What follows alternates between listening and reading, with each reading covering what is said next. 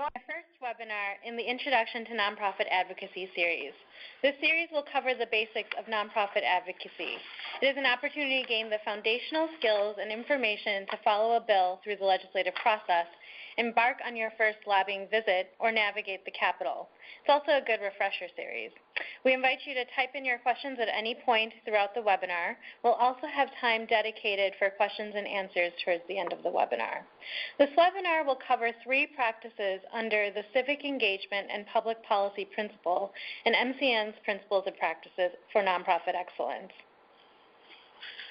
They include practice number 4, nonprofit boards should consider taking organizational positions on policy issues that impact the mission of the organization, its constituents, or the nonprofit sector as a whole. Practice 9, lobbying by nonprofit organizations and using funds within limits to influence legislation is specifically authorized by federal law with mandatory reporting. And practice 10, nonprofits that engage in lobbying activities are subject to state and federal lobbyist registration and reporting requirements. We'd like to introduce you to public policy at the Minnesota Council of Nonprofits to start. First of all, we support individual nonprofits and Minnesota's nonprofit sector to be their own voice in the public policy process. In order to do so, we provide training on advocacy and lobbying, serving as a resource to policymakers in the nonprofit sector, and we advocate on issues that impact all nonprofits, such as incentives to charitable giving, nonprofit tax exemptions, lobbying rights, and election activity rights. And if you're interested in seeing our 2015 legislative agenda, you can find it on the MCN website.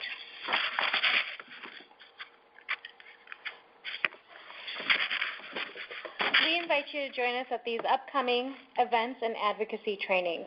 Next Friday, join about 900 of your sector peers interested in issues related to children and youth at the Popular Children and Youth Issues Briefing on January 23rd. On February 6th at 10 a.m., we'll present how a bill becomes a law via webinar. It's a great opportunity to learn more about the legislative process and structures that take ideas from bill to law. To sign up or learn more about any of these events, please visit the MCN website. And in case you're wondering who's talking to you today, my name is Susie Brown. I'm the Public Policy Director here at the Minnesota Council of Nonprofits. And I'm Renal Ray, the Public Policy Advocate here at the Council of Nonprofits. Today's learning objectives are as follows. First of all, we'll consider the importance of nonprofit lobbying. We'll learn the definition of lobbying and related terms. We'll understand laws related to nonprofit lobbying, and we'll learn about state and federal reporting requirements. Overall, our interest is that we can provide for you information that will help you get engaged and be engaged in a way that's compliant with state and federal laws so you can participate in this important function of nonprofit work.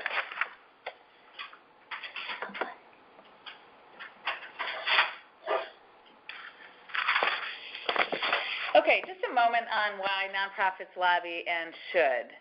First of all, lobbying brings the voice of your organization and its constituents to the policymaking dialogue. It's important to recognize that both good things and bad things that happen in public policymaking are influenced by lobbying. Lobbying often provides really critical resources and information that feed into both the good and the bad things that happen in policymaking. And also, legislators truly need public input to develop ideas into good public policy.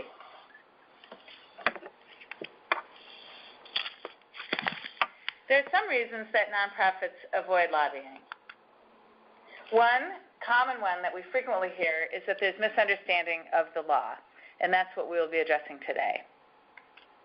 A second concern is that it can be, people think that it's inappropriate.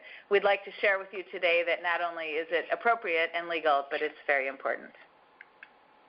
And a third thing that we often hear about why nonprofits avoid lobbying is that they lack an internal process to develop positions on issues. That's actually not the subject of today's webinar. We can assist you with that in future trainings, but it's one of the things that we often hear as a barrier to lobbying. So, what is lobbying? Some people think that lobbying is anything related to interactions with elected officials, having a meeting, inviting them to speak at your event or tour a site. It's not. In law, both federal and state, lobbying has a very precise definition.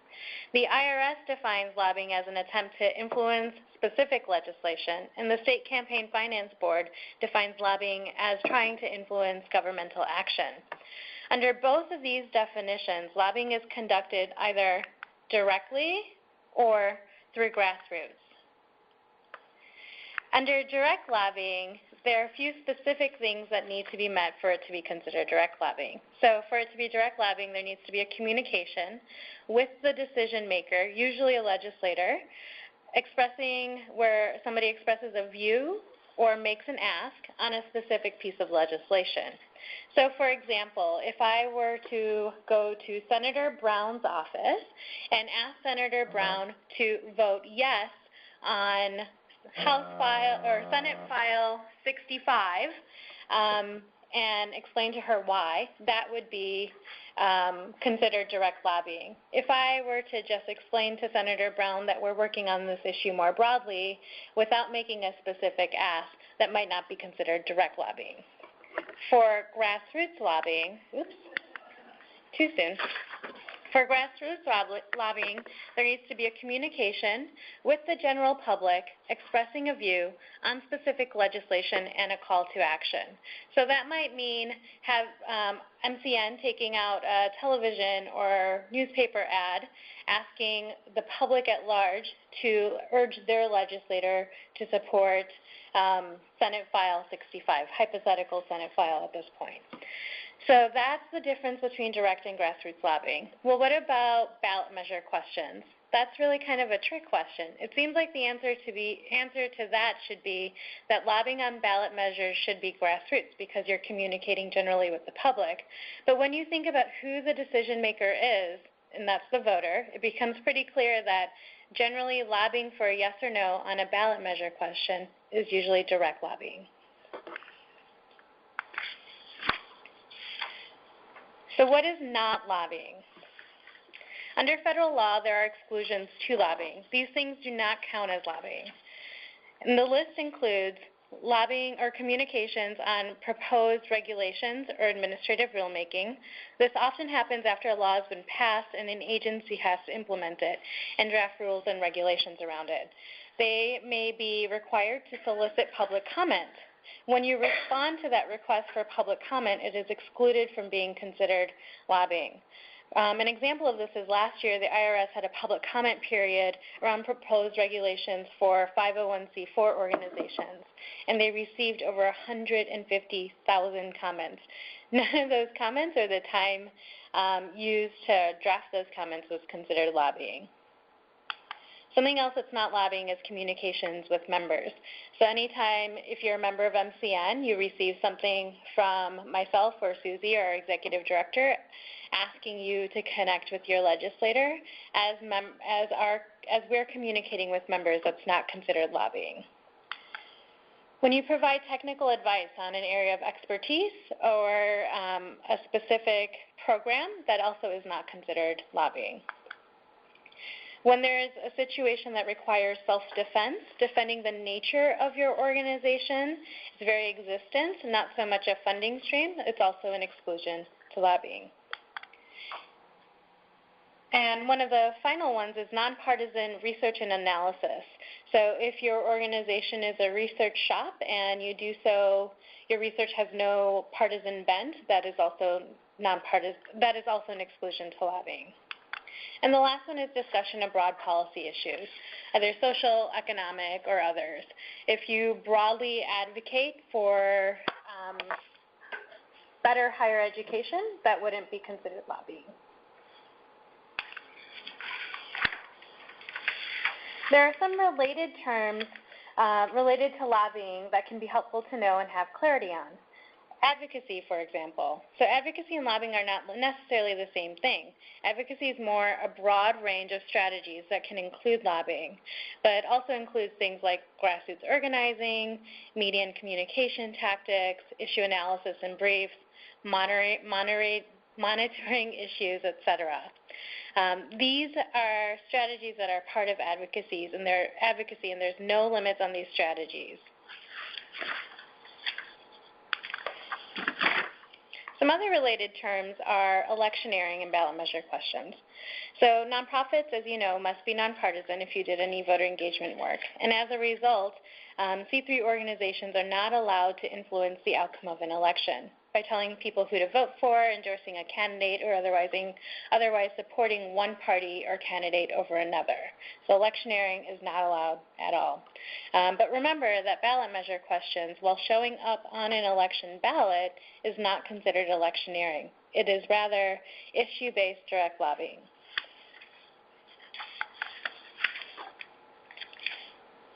As alluded to earlier, there are laws that govern lobbying for nonprofits, both state and federal. In Minnesota, any entity is allowed to lobby as much as they want. So businesses, nonprofits, private citizens can lobby. There are no limits. They're just required to disclose publicly their activities. At the federal level, it's mostly the Internal Revenue Code, Section 501c3, the section that provides tax exemption. It's also the source of the limits on lobbying for charitable institutions.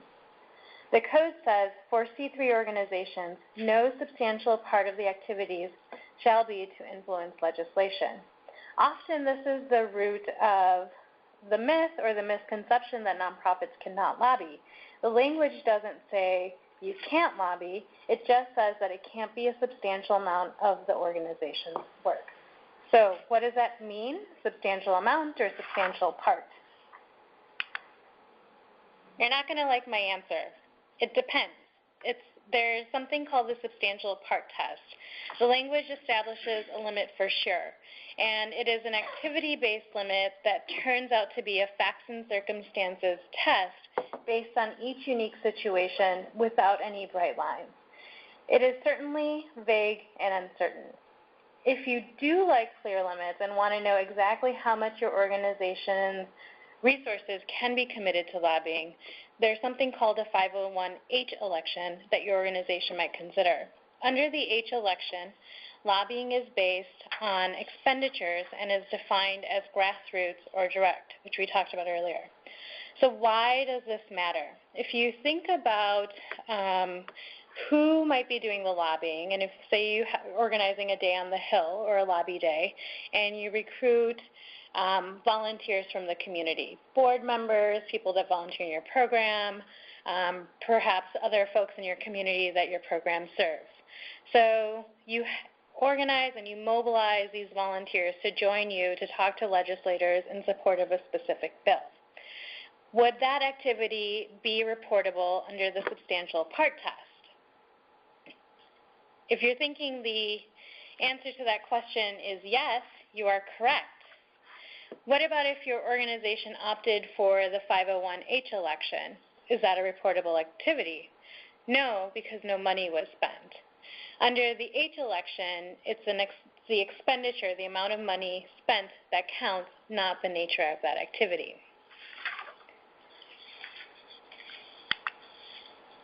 So there are advantages and disadvantages to either the substantial part test or choosing the H election. Some very large organizations, budget-wise, find a $1 million cap on lobbying expenditures to be burdensome or constricting. They prefer the vagueness of the substantial part test. This is a really great opportunity to have a conversation within your organization with your board and staff on the role of lobbying for your organization. We should note that some organizations are disqualified from the H election. This includes churches, association of churches, and private foundations. If you do choose the H election, there's a pretty simple half-page form. It's the IRS Form 5768 that your organization fills out and sends it. The form is just what you see on the slide. It's a half page, and the second half of the page is just instructions and definitions that are also instructive. And these are the lobbying expenditure limits for the H election. So, for example, if your organization has a $1.25 million budget, we would be in the category that's third down between $1 million and $1.5 million. And the organization would be allowed to spend up to $200,000 on direct lobbying and $50,000 on grassroots lobbying. I checked my math this morning, and I think that's correct. If you have any questions or want to talk more about how an H election would work for your organization or whether substantial part tests would be better, this is certainly something that we are happy to talk through with you or your organization. The next section that we're going to talk about is reporting.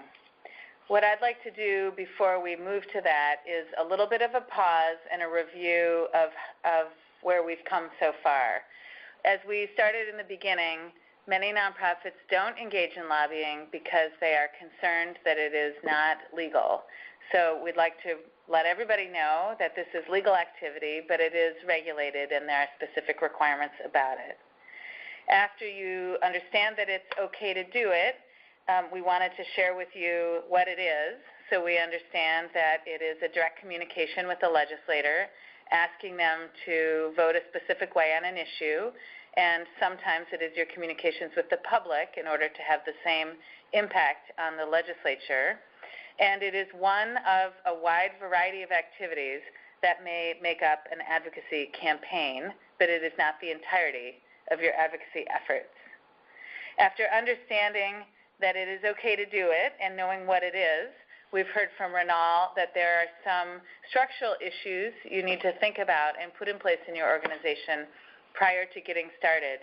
In many organizations, depending on your size, this may be a conversation that you have with your finance staff or whoever in your organization works on your Form 990, because they will be thinking with you about whether you want to fall under the substantial test question or the H election, as Renal indicated, is an alternative that provides more of a bright line.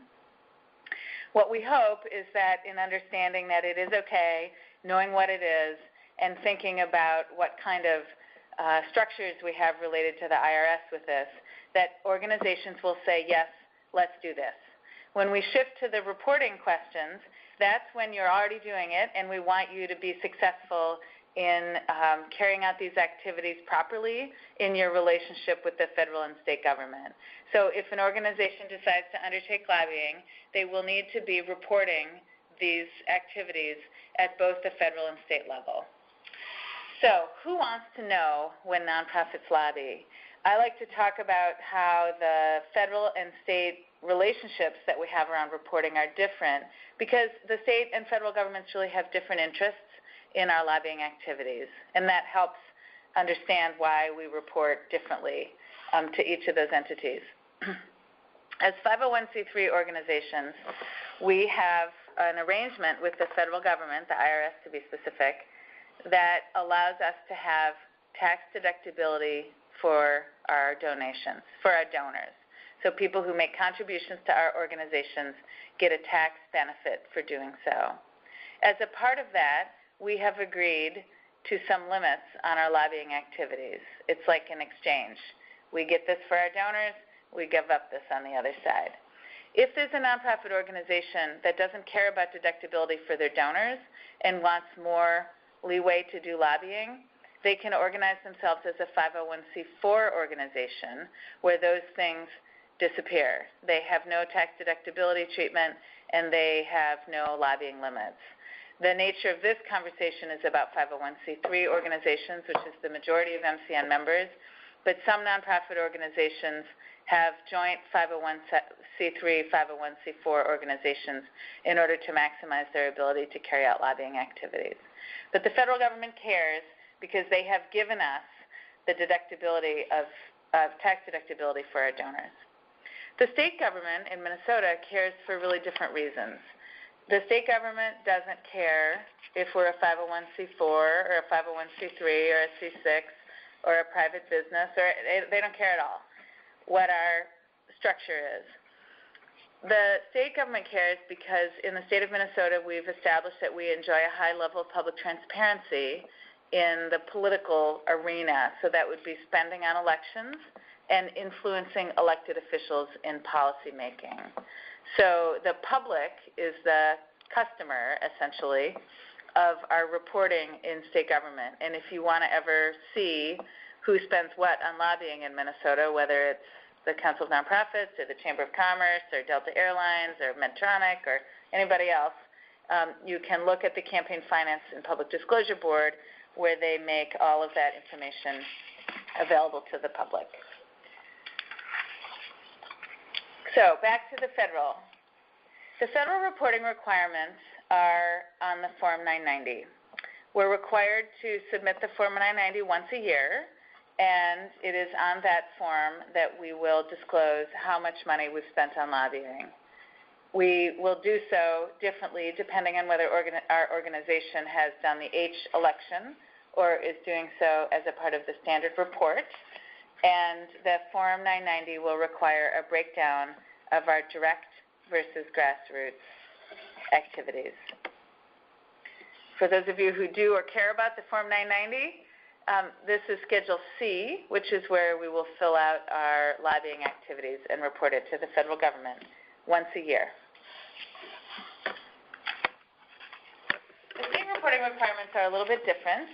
The Campaign Finance and Public Disclosure Board requires lobbyist reports multiple times a year after meeting a lobbyist threshold and registering. The lobbyist threshold changes from time to time. I think it's about $3,000 right now, but it reflects the amount of money that an individual lobbyist earns from the entity that is paying them to lobby, after which they must become a registered lobbyist and file periodic reports to the Campaign Finance Board. There are other aspects of the threshold, and if anybody is engaged in any sort of direct or grassroots lobbying activities, I would suggest that you go to the Campaign Finance Board and look at the current lobbyist threshold and determine whether you need to register. And if you have any questions about that, you can certainly call them. They're very helpful people. Or you can call us at the Council of Nonprofits if you want to think about who makes sense to register in your organization. You report through your organization, but individual lobbyists are subject to lobby laws. So it's important to note that the organization that employs you as a lobbyist will need to report the amount of money spent on lobbying activities, but the individual people who serve as lobbyists, so in the case of Minnesota Council of Nonprofits, it's Renal and myself and a couple of others, we have some legal considerations as lobbyists, including we may not give any political contributions during the legislative session. And this, of course, as you can imagine, is an effort to reduce the influence of money in politics in Minnesota. The Minnesota Campaign Finance Board imposes no limits on lobbying. That's not their job. That's not what they care about. Their job is disclosure and transparency for the public, so we just report the amounts of money that we've spent. I'll note, although it's not in the slide, that the Minnesota Campaign Finance Board requires also that we break down our reporting in a way that the IRS doesn't care about. The Minnesota Campaign Finance Board wants to see the extent to which our lobbying was focused in different areas, including whether your focus was on the legislature, your focus was on the administration, so the governor and state departments, or whether your focus was on other units of government. So they want to see not only what you spent, but who was the target of your efforts. So if we're going to report to the state and federal government, which we must do, it's not optional, we have to figure out a way to keep track.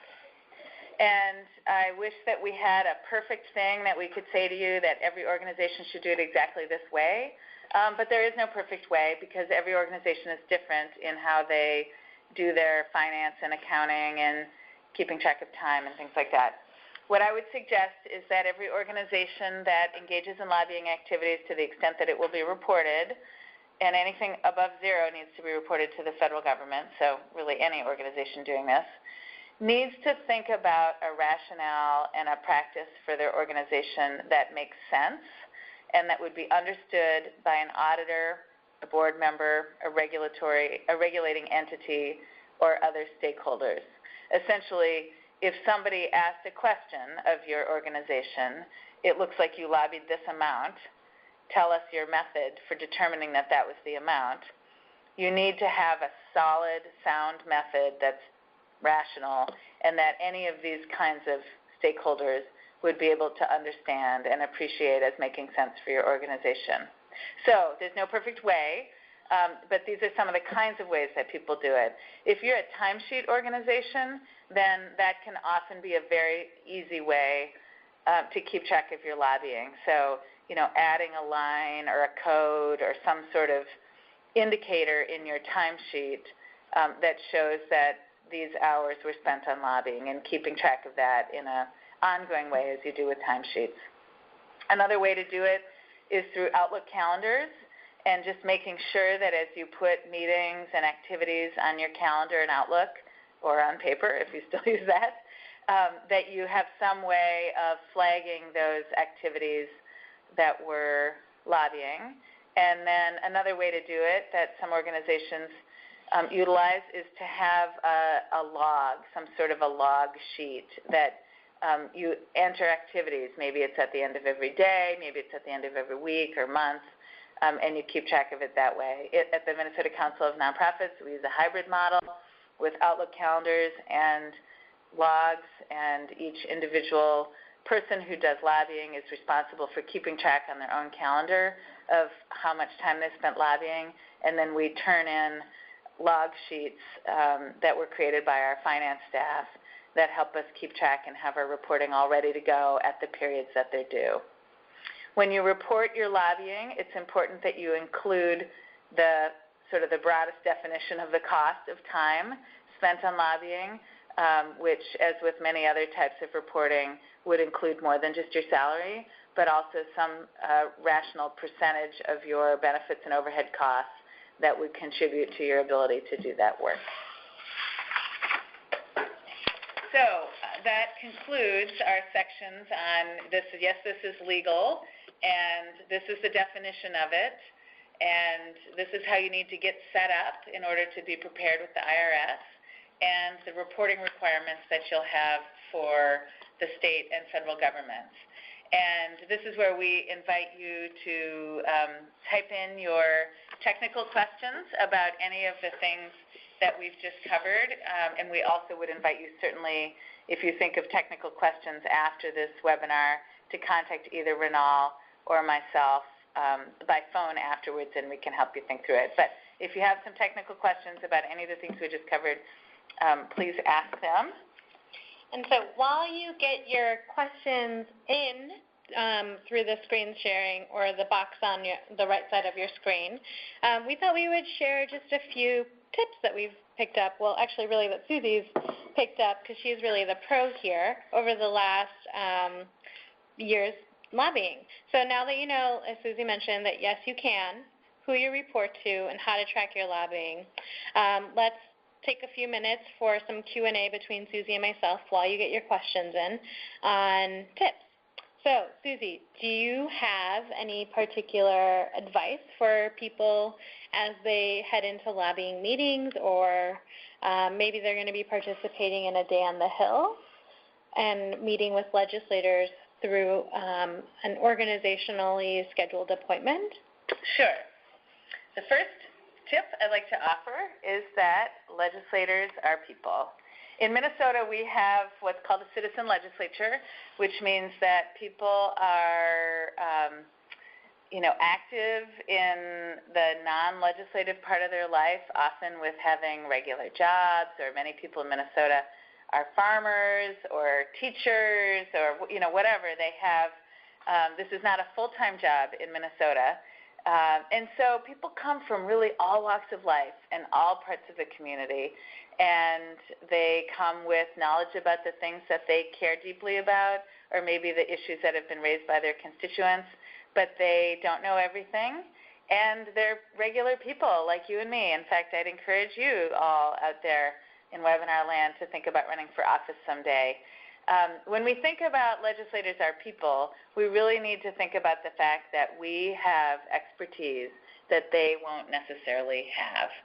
So how can we offer them as regular folks who offered up themselves from the community and from their regular jobs to come spend a few months of the year in St. Paul, how can we be the most helpful to them as regular people with the important information we have?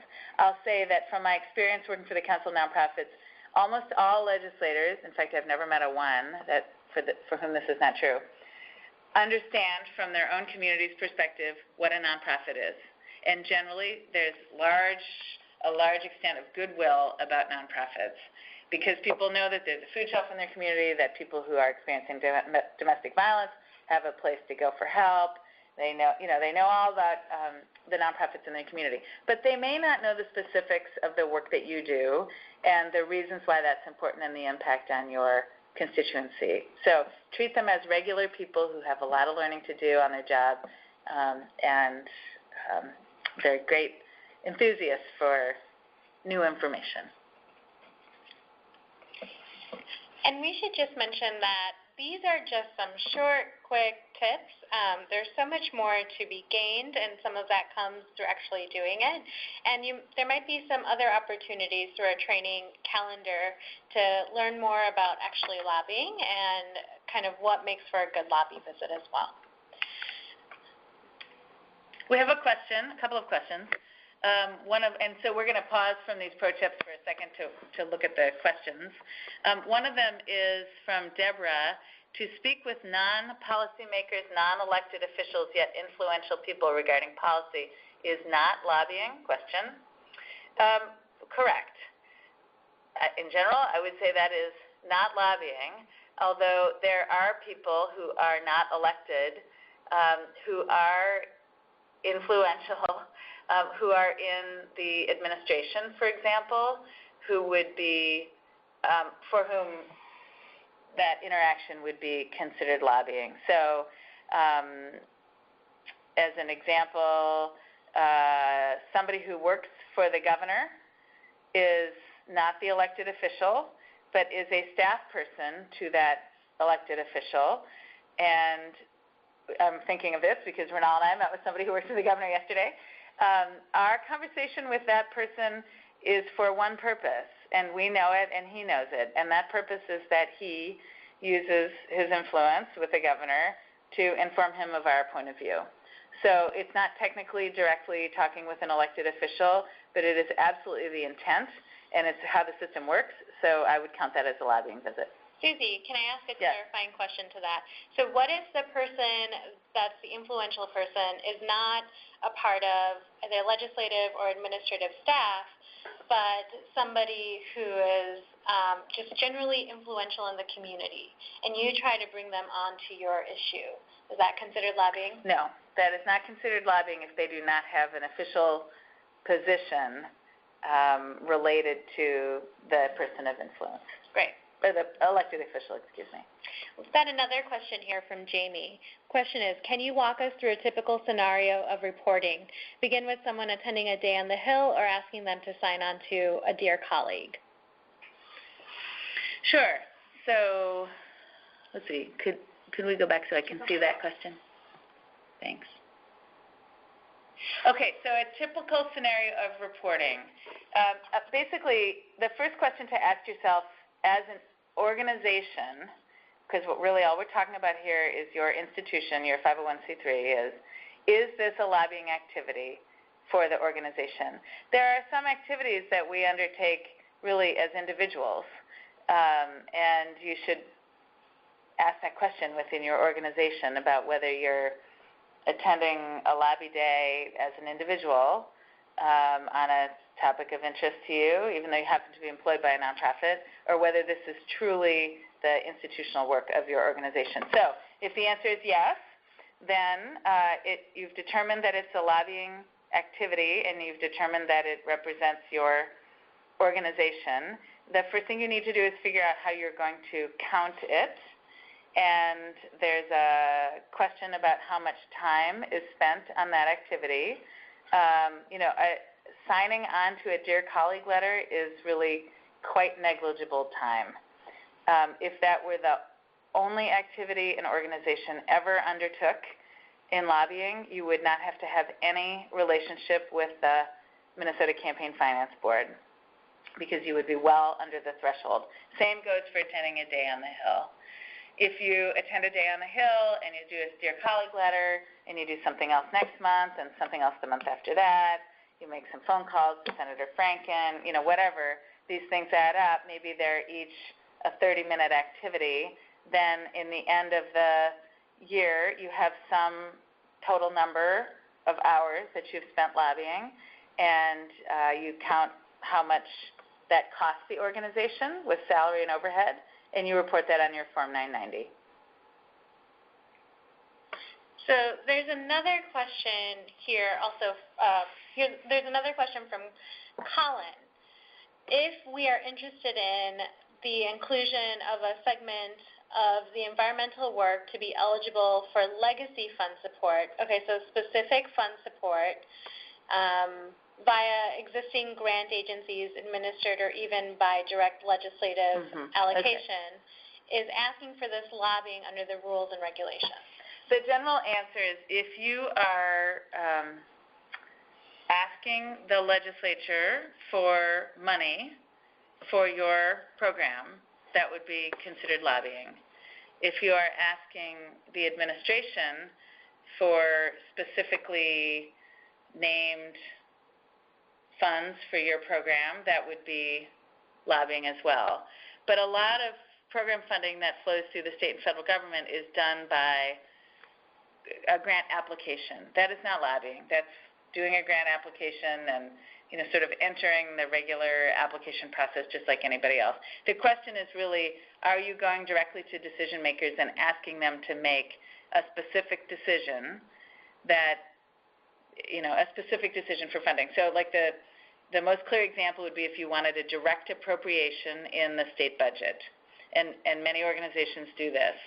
And you need to work with state legislators, and you need to work with the governor, and you need to make sure that your appropriation goes as a line item in the state budget. Absolutely, that would be lobbying. Colin, if you have a more specific question about legacy funds, and we're not experts on legacy funds, but a more specific question about the activities of your organization in this area, you could call us directly.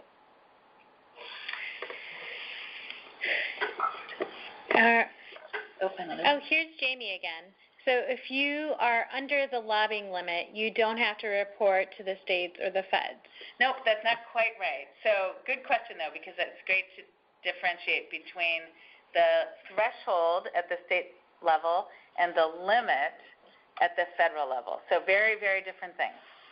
The threshold at the state level means if you are below that amount, you do not need to register a report. So, Jamie, your question is exactly right related to the state. If you don't achieve a certain level of activity, you're basically under the radar for the state purposes, and that's okay. Basically, as we go back to thinking about why the different entities care, the state cares about big influence. And if you're under the threshold, which is about $3,000, it's considered little influence. And so nobody really cares that much, I guess. It's a little bit of a flip way of saying it. But essentially, they let it go at the state level. The federal limit is actually a limit where if you go beyond that limit, you could lose your 501c3 status. So you may not go above the federal limit. So that is a ceiling, and that is a ceiling that we need to keep very careful track of, because it threatens the very nature of our organizations if we exceed it. Most organizations would need to do, really quite a lot of lobbying to get to that limit. And so, it's not, getting to that limit is not a concern for many organizations, but for some that are very, very active, it's a very real question. And if it looks like they're going to get to their limit, sometimes they might think about establishing a separate but related 501c4 organization that allows them to do more lobbying. So, Susie, would it be correct to say that the registration threshold at the state level is an individual responsibility if you hit that threshold amount, and the limit at the federal level is an organizational limit? That's correct. So Jamie has a follow-up. So what reporting is required even if you're under the threshold? If you're under the state threshold, the reporting that is required is the federal IRS reporting. Once you've hit the state threshold, then you're also required to do the state reporting. And Jamie, feel free to follow up with us directly with a question after this webinar on the phone if you want to talk through that further. Heading out to St. Cloud, a question from Emily. What advice would you give organizations in greater Minnesota that want to participate in lobbying but for whom travel is an issue? Great question, Emily. The first suggestion that I would make is find the local cafe and meet your legislator there. Actually, legislators far prefer to meet with constituents in their district than to meet with paid lobbyists at the Capitol, because you're the real people that they represent. So there are things that might feel like you can never participate or infrequently participate because they're happening at the Capitol, like Days on the Hill, or like watching particular hearing meetings, although many of them are live streamed. But the thing that you shouldn't see as something you can never participate in is meeting with legislators, because you can do that in your very own district at the local cafe. You should contact them directly. You should tell them, if you're sending an email, in the subject line of the email that you are a constituent. So it could say something like constituent meeting request. They're much more likely to be responsive to that. Or if you call their office in St. Paul, you can talk to their legislative assistant and you can say, I'm a constituent. I would like to meet with my representative in the district. And I guarantee they'll figure out a way to make that work. Great question, Emily. I'll also add that if people are interested in getting to the Capitol from greater Minnesota, oftentimes for Days on the Hill, there'll be buses that travel from hubs in greater Minnesota to the Capitol for that Day on the Hill. So if there's a Day on the Hill that you're interested in, connect with the organizers to see if that's an option as well. All right. Would you like to share any more tips, or should we move on, Susie? I will share a few more. A couple things. One, be brief. So I'll be brief in this one. Legislators are really busy. They may be rushing between committees or between meetings at the cafe. It's a great opportunity to be clear and brief. Be thankful for their time and for their work for the community. They have really challenging jobs, and they process an enormous amount of information. So whether you agree with them or not on the issues, I recommend being thankful to them for their time in listening to you and for their attention and consideration for your issue. I always suggest that you have a clear ask, and it could be, please think of me as a resource if you're working on disability issues, which is sort of a general ask, or it could be a very specific ask. Please vote yes on House File whatever. And if we were in a group, let's do a show of hands about which one of those is the lobbying ask. Clearly the lobbying ask is the one where you've asked them to vote a specific way. But it's really nice to build relationships with legislators, but every time you have a moment with them, it's important to have something that's a clear ask. Be courteous and respectful to staff. The staff who serve the legislature are the most lovely, helpful, great people, and they are often sort of in a gatekeeper role with us. And I would say they probably remember who's a jerk to them and who's nice to them. And being courteous and respectful to staff is not only just good in general, but it also can help you get your work done. Leave good information. Oftentimes these legislators, as I mentioned before, are not experts on your issue. So think about what is the most important information for them to understand, and think about packaging that in a one-pager or sending something in a follow-up to make sure that you've left something for them. Be on time. This goes along with just being generally courteous and professional in nature, but they're very busy people, and if you have a 10 o'clock meeting with them, they may have another meeting at 10:10. So if you're there at 10:05, that may create a little trouble in their schedule and give you less than what you were hoping for. Consider building the long-term relationship. Many people, elections come and go, and so many people turn over, but a lot of people stay in their seats for multiple terms. And even if they lose their seat, they may come back, or they may take on a different role in the community as a county commissioner, as the head of a nonprofit, as a city council member. Think about these as long-term relationships, which I would suggest is a reason to meet with them to Emily's point, maybe meeting with them in your district now, even if you don't have a particular issue that is before them in the coming weeks or in this legislative session. And always follow up. Follow up with a thank you, follow up with answers to any questions that they ask, follow up with information that you think will be helpful to them as they do their work at the Capitol. So now it's your turn. Here's what you can do in the near future. We created a template last year, actually, for an introductory letter to your legislator. Still up on our website, figure out who your legislators are, and send them a letter. It's just an introduction to your organization, the work you do, and offering yourselves up as resources.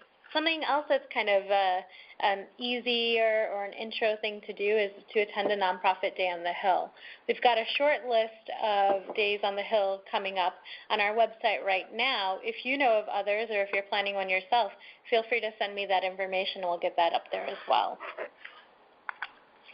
So this is your last chance to ask more questions. Please keep them coming in.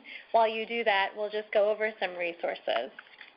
So some of the primary resources that we pulled from to put this PowerPoint together are listed here. The IRS Form 5768, which is the H election. The Minnesota Campaign Finance and Public Disclosure Board, which is a really helpful website, has a lobbying handbook, really useful. If you're looking for a tool to help you keep track of lobbying time, the Alliance for Justice has some different tools. If you have more detailed questions and really want to get into the weeds on lobbying, the MCN Legal Handbook is a really great resource. The Lobbying Advocacy Handbook by Marcia Avner, former policy director here at the Council, is good general overview and organizational capacity. And of course, check out our policy and advocacy resources. There's a module on Yes You Can with collateral resources and information. So any last questions? If not, or if you have a question in an hour, tomorrow, next week, you should always feel free to connect with either Susie or myself. Our contact information is listed here. And if you're at the Capitol, please, and you see us there, please say hi to us. We'd love to connect with you and hear about the work you're doing on behalf of your communities and constituencies. And good luck to everyone with your lobbying and advocacy work, and please be in touch as you have additional questions. Thanks.